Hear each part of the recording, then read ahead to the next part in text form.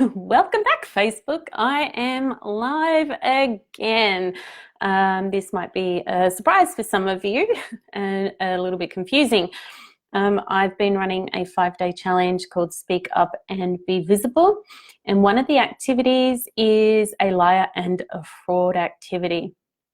So I'll give people a little moment to get on the live. Hi, Ashley. Thanks for joining me. It's nice to have some moral support while we do these things that stretch us. Currently feeling the feelings of perturbation in my belly.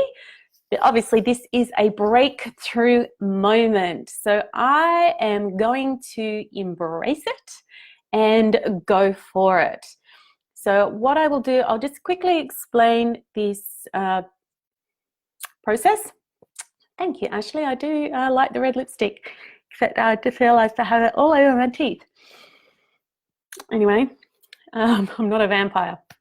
So the liar and a fraud activity was originally taught to me by Lila Cosgrove, and it's an activity that is designed to help you face your fear and to remove a block that stops you from showing up more congruently and powerfully online.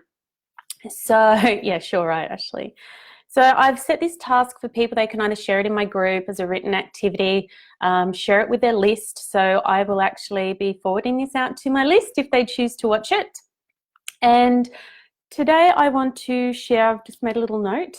I am actually a liar and a fraud. I portray out into the world that I've got everything under control. That business is easy, I'm just doing all the things, and I know all the mindset stuff, and I've fully owned it and I've embraced all of it, right? Because I've always felt that to be a leader, I have to set myself up to be invincible, to look like I have everything together. Hi, Ainsley. And behind the scenes, sometimes even I don't. And my beliefs around leadership, I know they've come from my retail career. Very masculine energy, you are not allowed to show emotion. You have to be strong all the time. There's no place for tears, and no one's going to respect you if you don't have the answers and you're not strong. Raw, so masculine. And I'm sure there's probably going to be other people that can relate to this. So with previous mentors and coaches, I've always felt that I've had to be strong, that there was a post in a group about selfies of people crying and being vulnerable in the space, and people were getting slammed. Now, of course, I rushed to defend them because my justice streak kicked in and I didn't think that that was fair. But I think if we can't be vulnerable and share lessons from our moments of need, you know, am I actually robbing people of an opportunity to learn? My first business was a freaking nightmare. It was a mess. And I talk about this business stress. I'm so disconnected from it. I've spent most of my life working through some pretty big mental health issues. I used to sit in a space of being very depressed. I used to have huge issues with anxiety, and there were days where I don't even know how I got out of bed. Yeah, those things have improved a lot because I've worked consistently on the inner game. But even now, I still have moments. You know, the cash flow isn't always what I need it to be. I've built up my business with a few times and I've pulled it all back down again and started from scratch. But does anyone want to hear that the person who's leading them has had a cash flow issue or has had this moment of doubt going, far out, man, have I done the right thing? I have the vision here, but I've pulled it all apart. And, you know, sharing that anxiety and sharing those moments and sharing those tears when they've been vilified and shamed so many times in areas and spaces that you thought previously were safe. I've never felt that I've been allowed to do that because I've always been afraid that in that space, I'm letting the people that look up to me down. But I've realized more and more that they need to see that I'm a human being.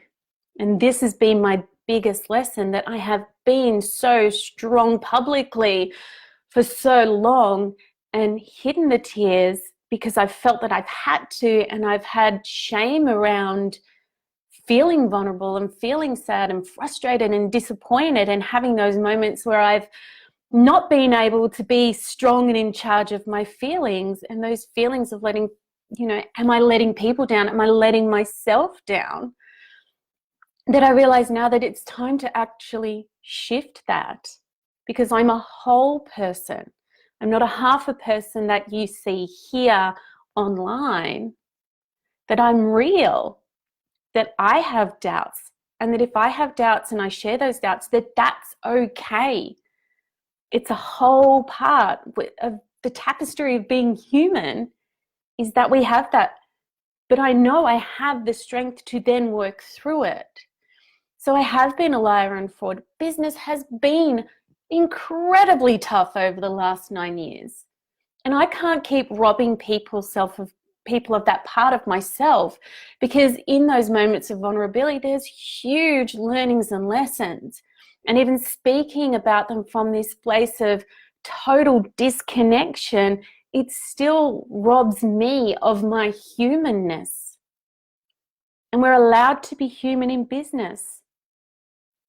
Because whenever I'm not being transparent, I've realized I'm one of those people that's portraying this false image of what being in business is.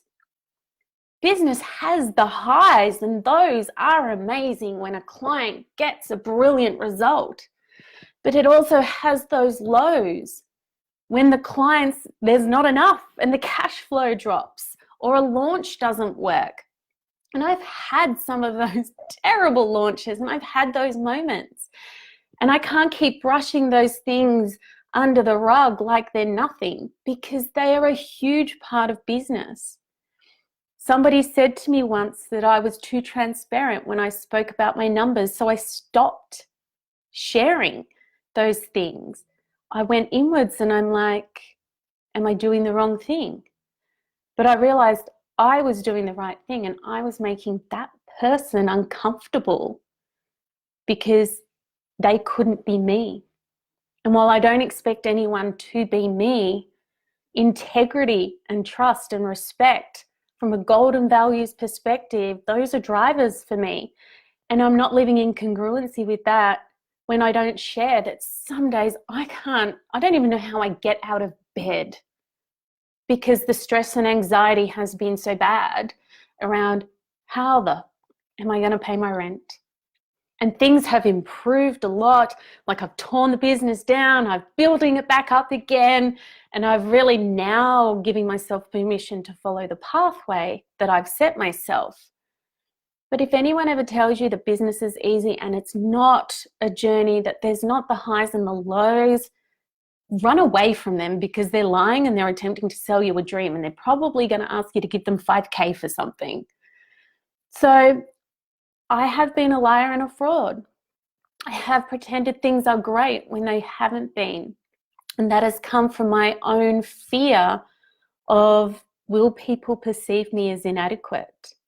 But I realize now that I am totally adequate. I am more than adequate, because in the highs and the lows, this is where I can share with you a complete experience about what being in business is. And I am now committed to being more open and allowing myself to be vulnerable. And if the judgment does come, if I have a man come onto my post and attempt to mansplain why I am wrong, or if I have a woman come and say, babe, you're being too transparent, nobody wants to hear that shit, you can't put tears online, you can't be vulnerable, I'm just going to say, that's your story. That's your version of life. And I'm now committed to living my version of life, even more committed and more open.